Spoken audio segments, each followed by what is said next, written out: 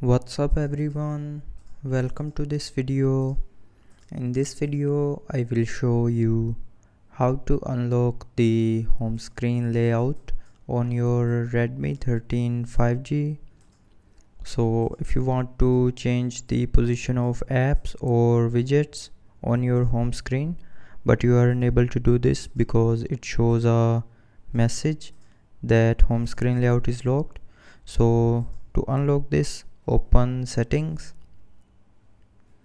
scroll down and tap on home screen, and here you will see a lock home screen layout button. So tap on this button to turn it off.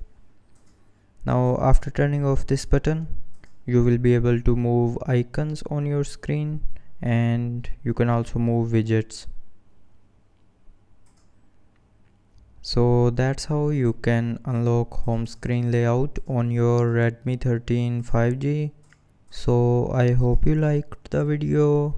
Thanks for watching.